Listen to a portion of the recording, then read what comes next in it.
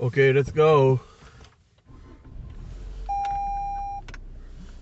Haven, when that same location went 7 points to Biden back in 2020.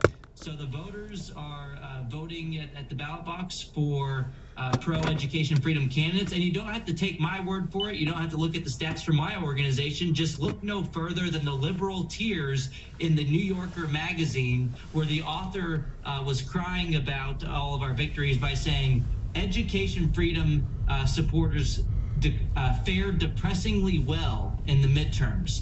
Well, they can cry harder, because that's great news for parents and families and students, even if it's bad news for socialists who want to control other people's kids. Now, Corey, I want to underscore there the numbers that I'm hearing for the first time from you, this idea that 40, you challenged 69 incumbents. Am I getting that number right? And Yep. 40 of them won. And actually, one of the lessons from this election broadly was how well incumbents did across the country in general, both Republicans and Democrats. It's one of the reasons why there wasn't really a wave, is because people just, in many cases, in most cases, just sent back the person they had elected. So your ability to unseat a majority of those targeted on the school choice issue really is remarkable. Why do you think that issue is resonating?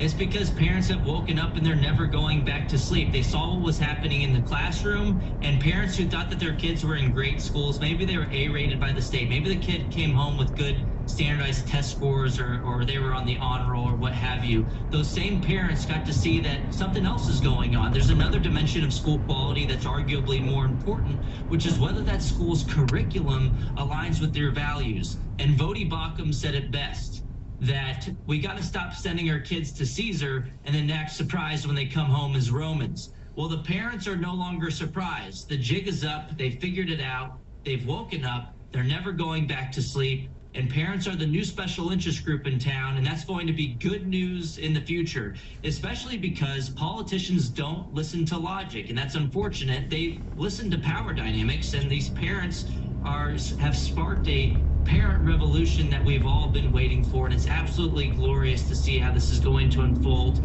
for years to come. And let's talk about how this is going to unfold. A couple years ago, West Virginia had what was then the most sweeping school choice program that was passed in that state. Last year, Arizona bested that one with an education savings account that gives $7,500 for every child to the parents to decide how that's going to be used. Where do you see this issue moving in 2023? Yeah, so Arizona went all in, and parents basically broke the government website by flooding the application system, because families want this. I mean, you can look at polls and say, oh, yeah, vast majority of Republicans, Democrats, and independents support school choice. They all get that, but look at when choice is actually offered to parents. That's the true test, and Arizona showing that this is highly popular among families. Tens of thousands of families applied in just the first couple of months of the application window, even after the school year started. So I think this will start in GOP-leaning areas. And look, Arizona did this with one-seat majorities in their House and Senate controlled by the Republican Party. Well, what about Texas? Texas has much stronger majorities. They should have no problem getting it done this session. This is a top 8 Texas GOP legislative priority coming up, and an 88% of Texas Republican primary voters support school choice, according to the Republican primary ballots in March of 2022.